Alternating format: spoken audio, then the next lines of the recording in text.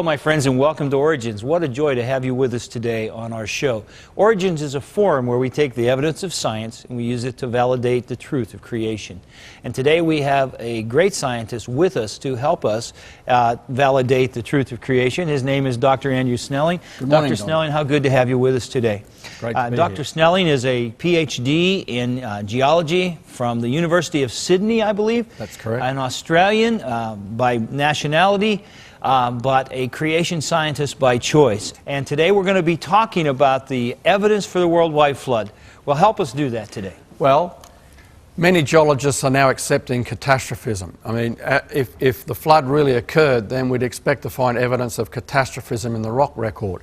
By catastrophism, of course, we mean that there were short, sudden events, and they were violent and worldwide in nature. Even the geologists now recognise the concept of the dinosaurs being wiped out on a global scale. There were mass extinctions. Creatures died out on a global scale. That was catastrophic.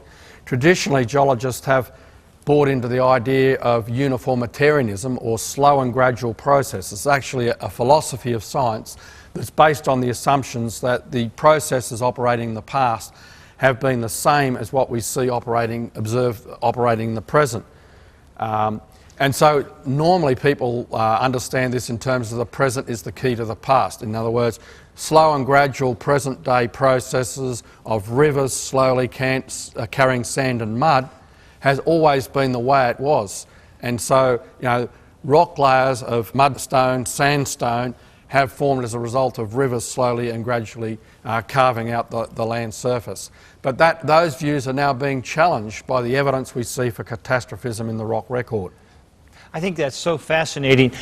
Just the idea of uniformitarianism doesn't face the reality of life. I would say to our viewers, you think about your life. Your life isn't shaped by what happens on the average days, but there were big days in your life. The day you found out you were sick, the day you lost a child, the day you lost your job. As you look back at life, it were those big events, those catastrophes, that really shaped what's happened and who you are. Yeah. And we live in that kind of a world. And the world has been shaped by some big events, not just the everyday humdrum. And I think that's so important. And the difference between uniformitarianism and catastrophism is that the belief the present is the key to the past requires extensive timelines, whereas catastrophism, it's very easy to telescope it into just one major catastrophic event at the time of the flood. And so it comes down to old Earth and young Earth again. Yes, in a sense it does. Okay. So let's start by going to the Grand Canyon. The reason we go to the Grand Canyon, it's an area that is well exposed and well studied. And it's in all the textbooks, so everybody understands that area. Now, if we look at all these rock layers through the walls of the Grand Canyon, you can see them here. I've got them arrowed. Every one of those rock layers that are arrowed right to the top of the Grand Canyon up there have marine fossils in them. Now, the top of the Grand Canyon is over a mile above sea level, and therefore, how did marine fossils, creatures that live in the ocean, get up here on top of the continent at that elevation? It means the ocean waters must have flowed over the continents. And one of those rock units, if you want to look in detail, is halfway down, the Redwall limestone. Now, the reason why it's got the name Redwall, you'll see in a moment, but you can see it is here halfway down the canyon. And it's a limestone. It's easy to understand lime that's turned to stone. We can see in this next picture the cliffs, and I've pointed out where the Redwall limestone is. You can see it there, see? It forms a red wall. It's a limestone that forms a red wall. See, not all of geology is difficult. And we can see the same when we get down to the Colorado River level. Again, I've arrowed the cliff there. See, a red wall. Okay. And what's exciting about this Redwall limestone, it's full of fossils, marine fossils, up on the continent, ocean waters flowing up onto the continent. You can see in this photograph that we've got a crinoid, which is a sealant. You can see it here. It's the stem of it looked like a plant, but it actually is a creature that had tentacles, fern-like tentacles. And over here we see a bryozoan. See the lace features here? Okay. A bryozoan was a lace coral. And you can see these are broken remains in this limestone. And are those, do those still exist today? Absolutely. In the ocean, you can still see those same... Yes, still see these creatures today. Yes. Here we see a brachiopod. which Okay. is a lamp shell. It's a variation on a clamp. Right. And in this limestone particularly, one of the major ones that we found in the canyon is this nautiloid fossil. It's a straight-shelled nautiloid. You can see it here. Yes, sir. It had a head like a squid out here. And you can see this tube runs down the centre.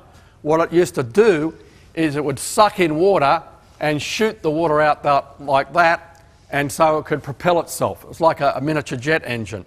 Now, we find in the Grand Canyon nautiloid fossils that are 6 feet long and 1 foot long, and some in between, 3 and 4 feet long. What does that tell us? The little ones were baby ones, the bigger ones were parents, and then these were the grandparents. Okay. And so we find lots of these straight-shelled nautiloids. Most people are familiar with a coiled nautilus today. Well, these ones were straight. And that means that when we find big ones, little ones, intermediate ones buried together, we're actually looking at what was a living population that got rapidly buried. And the exciting thing is that we find these, and see this bed here? This bed is about 7 foot thick. 7 foot thick. And we can trace it right through the Grand Canyon. In fact, we can trace it from the eastern Grand Canyon. This is one of the prime locations there, Nautiloid Canyon. But we could also find it in the suburbs of Las Vegas. Wow. So we're looking at a distance of something like 180 miles. And you can see this bed just outside the housing estates there in Las Vegas. And the National Park didn't know this bed was there until we discovered it and we went through it. You can see all these locations where we find them. So here in the middle of a limestone, which the geologists say accumulated slowly and gradually, we've got evidence of catastrophism on a grand scale right through the canyon.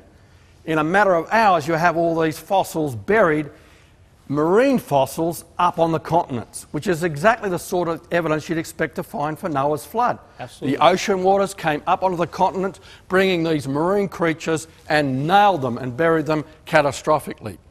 Well, that's not the only example we find. In France, we find hundreds of thousands of marine creatures buried with amphibians, spiders, scorpions, millipedes, insects and reptiles. Notice something interesting there? That they're all land creatures, okay? So you've got a mixture of land and marine creatures together. Yeah.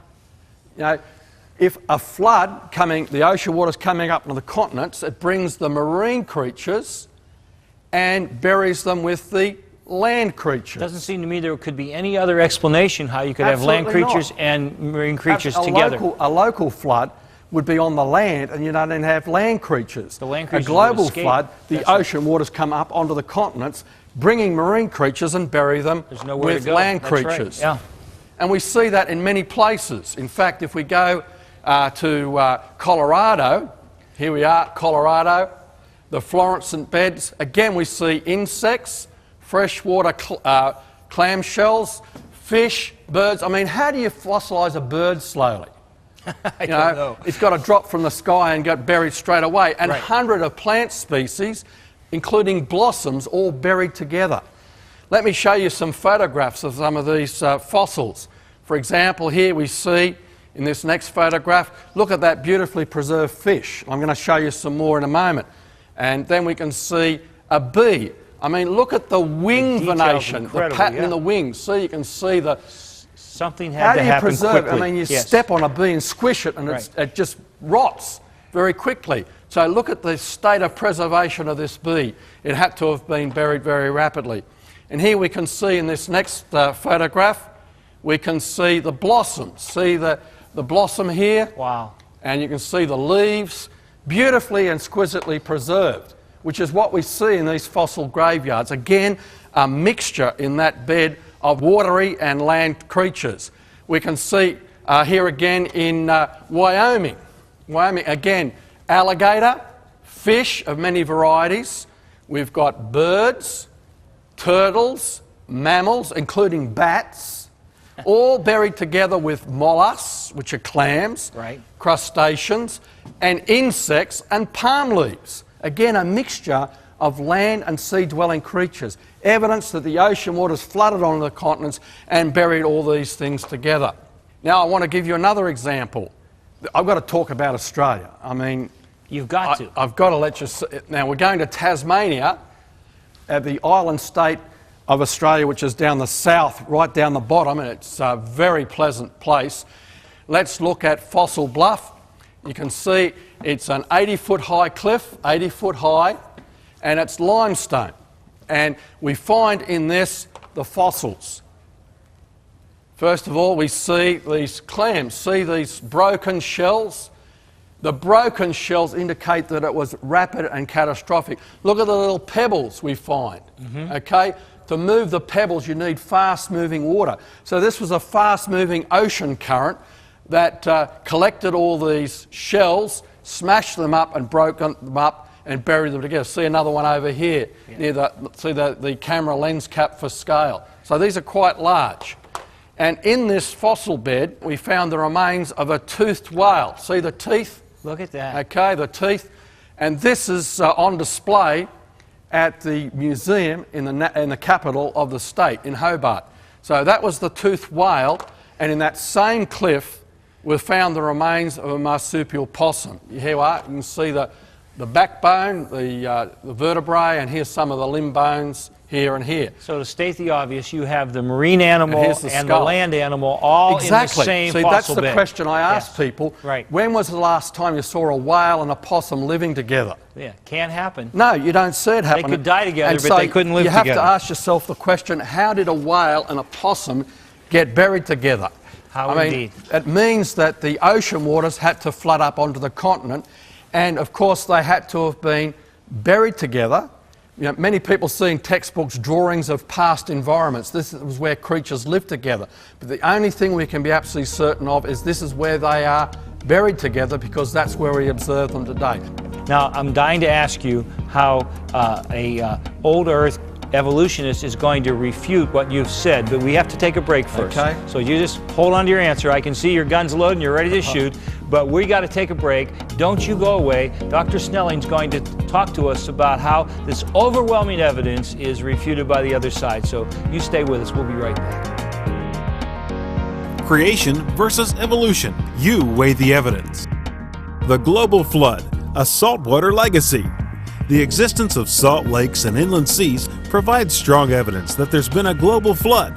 The huge salty Caspian Sea is landlocked and has been shrinking in size. Lake Van near Mount Ararat and Lake Ermia are excellent examples of high elevation, landlocked salty lakes. How did water get so far inland? Why didn't it dry up long ago? A gigantic flood within the last 5,000 years would seem a very good answer.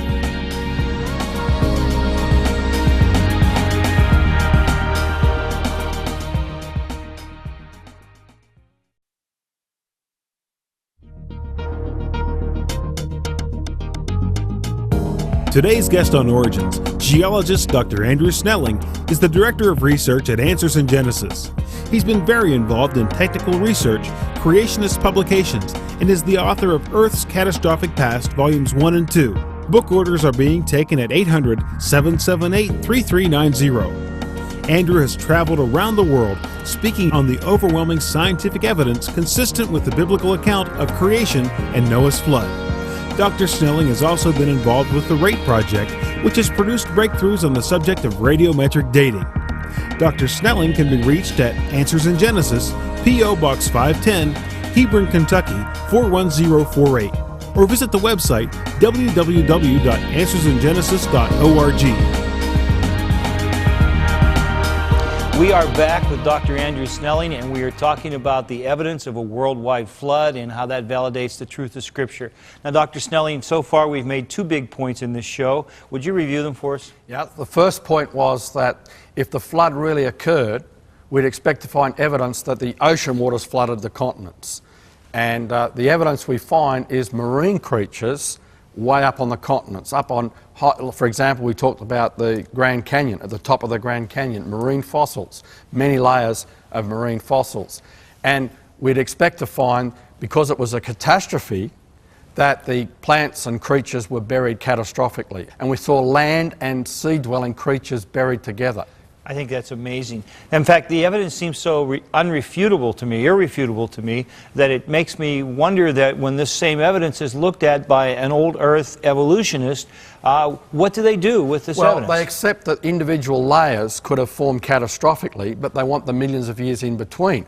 So what they propose is that the land surface sank, so the ocean came in and brought the fossils, and then it rose again, to account for the millions of years in between, where there was no deposition, no ocean on the continents. The trouble is, imagine the Grand Canyon area where you've about got 8 different layers with marine fossils. The continent's got to sink, the ocean's got to come in, then it's got to rise, then it's got to sink, then it's got to rise, sink, rise, sink, rise. The Earth isn't sitting on an elevator piston. It isn't going up and down. You can't explain that. Right. It's hard enough getting it to happen once, let alone so many times.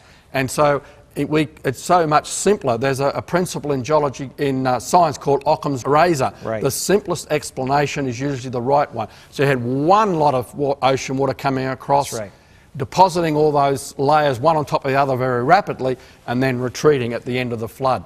So let me go up to the screen and show you what I have for you. We also find as another example, which is relevant to us here in the Pittsburgh area, is 7 trillion tonnes of vegetation in the world's coal beds. You know, the black stuff we dig up and burn in a power station. Well, most people don't realise that that's buried vegetation, it's fossilised vegetation. And at all the world's coal beds, there's at least 7 trillion tonnes. That's a lot. And the coal beds here in the eastern United States are also found in England and right across over to Russia. And it's the same coal beds. Yeah. But more of that later. Okay. Let's have a look at one of these ammonite fossils. This is one of these coiled ammonite fossils. Yes. And this is in the chalk in England. Now look at the size. There's a pen for scale. Right. That's about 6 inches across. So we're talking about 18 inches across this creature. Now the chalk in which this is buried, the geologists say, accumulated slowly and gradually. But you imagine how long it would take to bury that if at 1 inch per 1,000 years. I mean, this creature didn't sit around for thousands of years waiting to be fossilised. It happened catastrophically. And this is what the chalk looks like under the microscope. See the tiny little evidence of little tiny shells? Here's a bigger one. You can see the different chambers. But there are thousands of different units. There's trillions of these. Trillions. I mean, this is under a microscope. This is Right. about 50 times magnification. And so you can imagine these tiny critters buried on a mass scale, burying those bigger ammonites. This is a global scale fossil graveyard in England, in America, in Australia, all around the world. All over the world. Isn't that the evidence we'd expect to find for a catastrophic global flood as the Bible records? Absolutely yes. Now, rapid burial of plants and creatures. Look at this fossil fish. Now ask yourself the question whether all the dead fish on the bottom of the ocean waiting to be fossilised today. If the present is the key to the past, we ought to be able to see fish being fossilised today. We're not making any fossils today. In fact, when a fish dies, it either floats or it rots or it's eaten by scavengers. Look at the eye socket here. Look at the ribs. The details The incredible. details you can see. Look at the tail, how I mean, fine I like it to is. say Yes. to people, to produce a fossil fish like this, what you do is, when your pet goldfish isn't looking, back up a concrete wagon and dump the concrete on top of it, because that's the only way you'll preserve a fossil fish like that. Something has to happen quickly. That's right. Now let me give you another example. This is what we call a trilobite. It's got a head, okay, it's got a body section through here, and then it's got a tail. So it's got 3 lobes, so we call it a trilobite. It's like a little snail-like creature on that lived on the bottom of the ocean. But look at the state of preservation, and particularly, see this knob here? Yeah.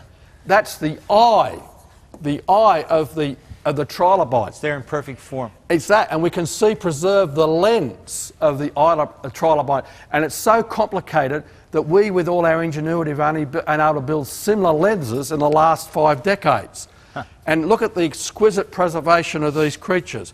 Catastrophic burial by a global flood. I like this. This is an Australian one.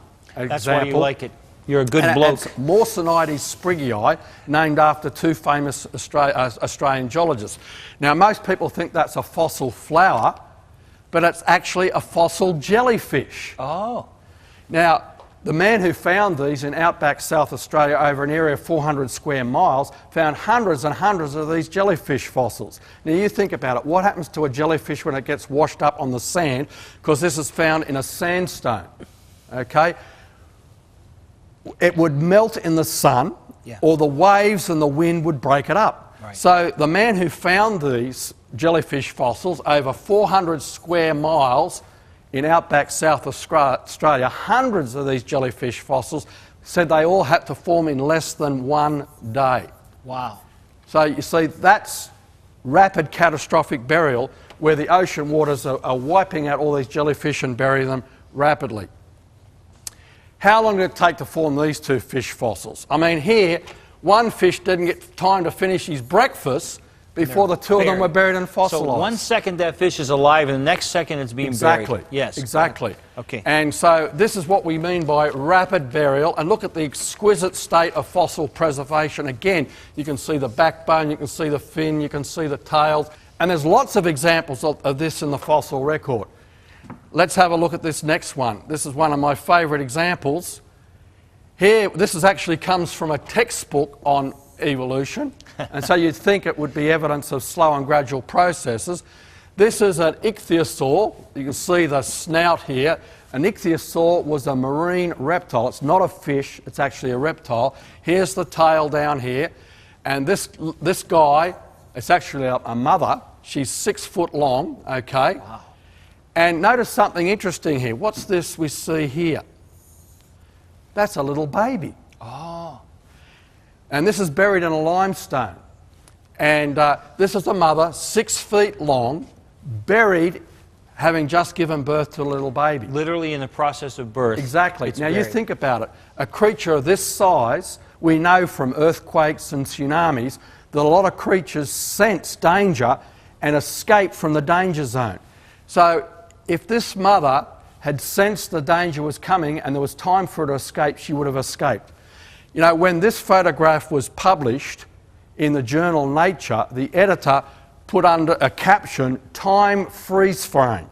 What he meant was that 1 minute, mother was giving birth to a baby, split second later, tons and tons of sand and mud just buried her alive. And she didn't have time to escape, and a little baby was just there. So this is incredible evidence for rapid burial and exquisite fossil preservation, which is the kind of evidence you'd expect in a catastrophic global flood.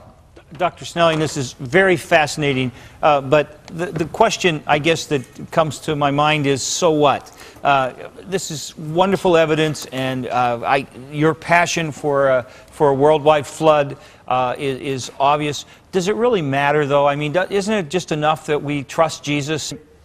If the biblical record is literally correct, then that means that most of the fossils, which have to have come after the fall of man, after the curse, when death came into the world, if that view is literally correct, then most of the fossils formed during the flood, and that wipes out 500 million years of the geologist's history of the Earth, and that means the Earth is therefore young. So it does matter.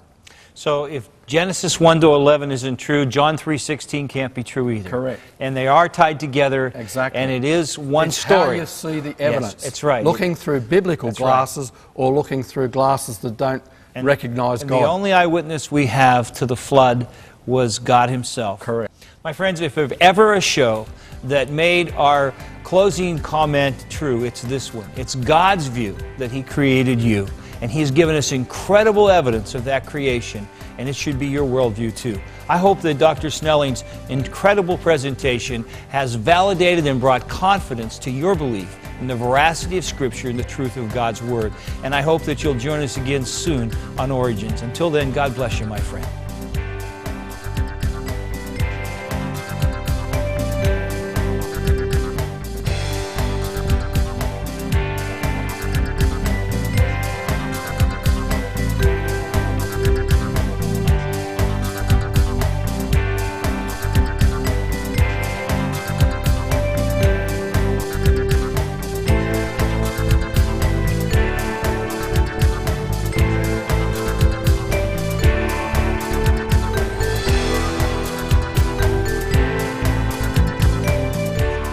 Thank you for watching this edition of Origins. If you'd like a copy of the PowerPoint information presented today, you can download a PDF file of program number 905 from our website at www.originstv.org. Or for a DVD of this series, send a $12 donation to cover shipping and handling and write to Origins, program number 905, Cornerstone Television, Wall, Pennsylvania 15148.